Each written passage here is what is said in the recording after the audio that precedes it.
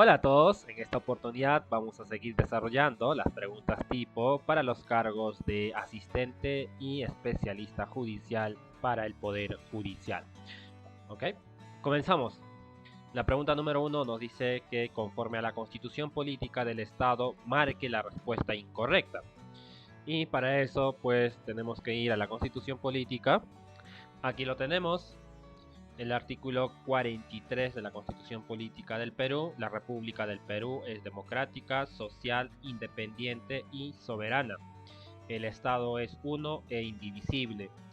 Su gobierno es unitario, representativo y descentralizado y se organiza según el principio de la separación de poderes. Además, tenemos que repasar el artículo 45, en el cual nos indica que el poder del Estado emana del pueblo. Regresamos a la pregunta.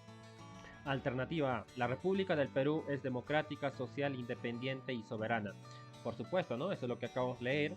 El Estado es uno e indivisible, correcto también. Y la alternativa D, que dice que el poder del Estado emana del pueblo, ¿no? Justamente eso es lo que al final hemos repasado. La alternativa incorrecta es la C, porque dice que el gobierno del Perú es unitario, representativo y desconcentrado. Según lo que hemos repasado, es descentralizado, más no desconcentrado. Por esa misma razón, la alternativa incorrecta en la pregunta número uno es la alternativa C. Pregunta número 2.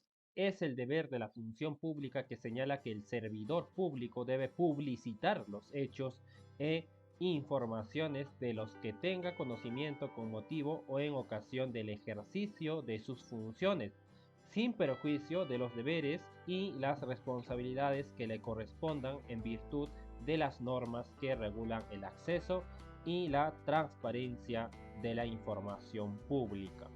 Ok, entonces tenemos que repasar el código de ética de la función pública. Como nos dice, es el deber, ¿no? La pregunta. Pareciera que fuera discreción, pero no es así.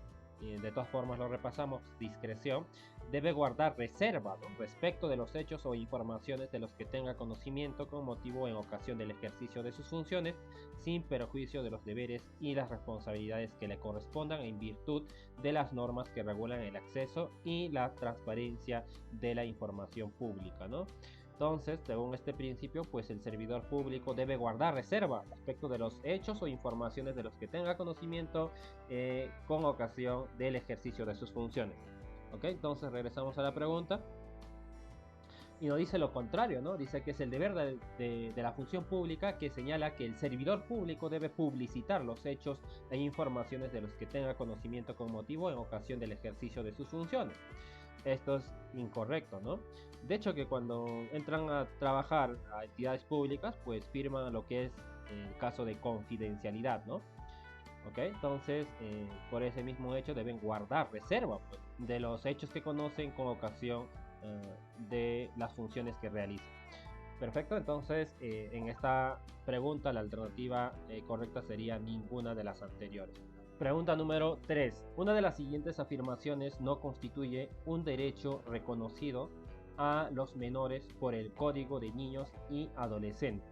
Tienen que repasar el Código de Niños y Adolescentes. Justamente aquí tenemos capítulo 1, derechos civiles. Todos estos son los derechos civiles que tienen los niños y adolescentes. ¿Ok? Derechos económicos y finalmente el caso de derechos de los niños y adolescentes discapacitados. ¿Ok? Entonces les recomiendo que lo revisen esta normativa y según esta normativa no es un derecho reconocido a los menores por el Código de Niños y Adolescentes, es pues justamente el caso de la alternativa D, ¿ok? El caso de derecho a constituir empresas.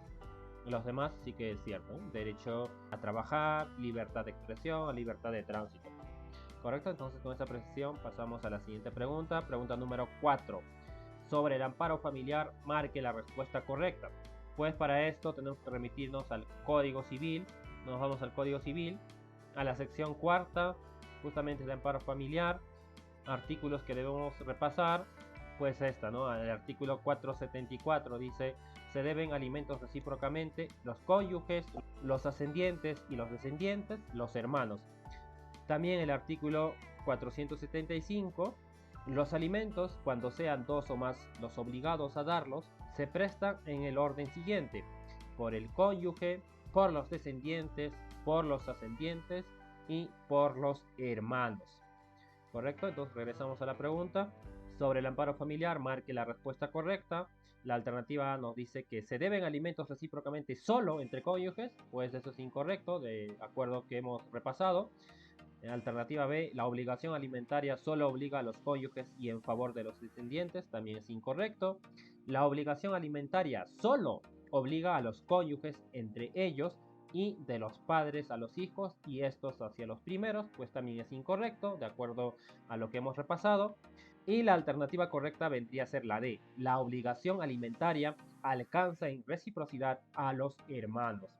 ¿Ok? Entonces, alternativa correcta en la pregunta número 4, la alternativa D. Ahora, con respecto a la pregunta número 5, Julio Fujimori, nacido en Japón pero criado en Perú y nacionalizado peruano, quiere postular a la presidencia de la República. ¿Es posible ello? Pues recuerden que uno de los requisitos es ser peruano de nacimiento para postular como presidente de la República, ¿no? Y por ese mismo hecho, pues la alternativa correcta sería la B, que no puede al no ser peruano de nacimiento, ¿correcto? Entonces, en la pregunta número 5, la alternativa correcta, la B. Ahora, con respecto a la pregunta número 6, nos indica que según el Código Procesal Civil, para las actuaciones que deban efectuarse fuera del despacho judicial, son horas hábiles las que están comprendidos entre, pues esto justamente lo vamos a encontrar en el Código Procesal Civil. Entonces ahí los muestro el Código Procesal Civil. Y aquí lo tenemos, es el artículo 141 de Código Procesal Civil. Las actuaciones judiciales se practican puntualmente en el día y hora hábil señalados, sin admitirse dilación. Son días hábiles los comprendidos entre el lunes y el viernes de cada semana, salvo los feriados. Son horas hábiles las que determina la Ley Orgánica del Poder Judicial. Y finalmente, para las actuaciones que deban efectuarse fuera del despacho judicial, son horas hábiles las que están comprendidas entre las 7 y las 20 horas, salvo acuerdo distinto del Consejo Ejecutivo del Poder Judicial.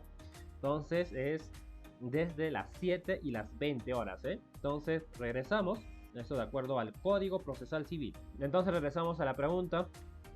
Según el Código Procesal Civil, para las actuaciones que deban efectuarse fuera del despacho judicial son horas hábiles las que están comprendidos entre pues las 7 y las 20 horas, según el Código Procesal Civil. Alternativa correcta, la alternativa A. Ahora, con respecto a la pregunta número 7, dice según el Código Civil el adoptado.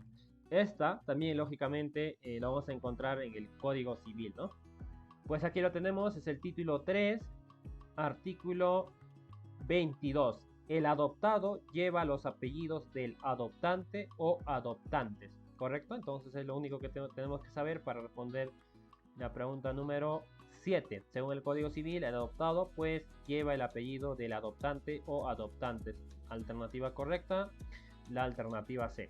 Ahora, con respecto a la pregunta número 8, las características de la patria potestad son: señale la incorrecta, nos dice, ¿no?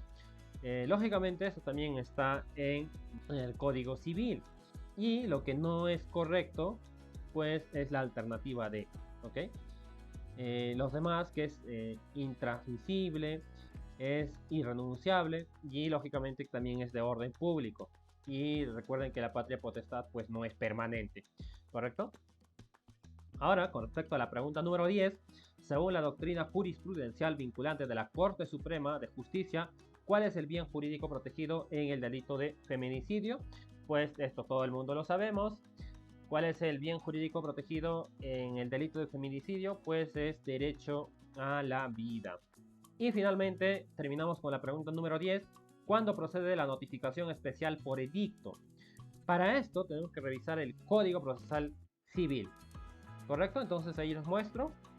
Y aquí está el artículo que corresponde revisar, es justamente con respecto a la notificación especial por edicto, artículo 166 del Código Procesal Civil. Si debe notificarse a más de 10 personas que tienen un derecho común, el juez a pedido de parte ordenará se las notifique por edicto. Adicionalmente, se hará la notificación regular que corresponda a un número de litigantes que estén en proporción de 1 por cada 10 de fracción de 10, prefiriéndose a los que han comparecido. La alternativa correcta, de acuerdo de lo que hemos leído, es la alternativa D, ¿ya? Porque es la B y la C. Justamente dice lo que hemos leído, pues, ¿no? Si debe notificarse a más de 10 personas que tienen un derecho común, el juez a pedido de parte ordenará se las notifique por edicto y adicionalmente se hará la notificación regular que corresponda a un número de litigantes que estén en proporción de 1 por cada 10 o fracción de 10, prefiriéndose a los que han comparecido. Entonces, estos son los tipos de preguntas que deben tener cuidado porque regularmente suelen confundirse, ¿no? Y además, pues lo hemos puesto como título, como las preguntas más engañosas que tu ex. Bueno, esto ha sido todo por hoy. Ya nos vemos en próximos videos. Chao, chao.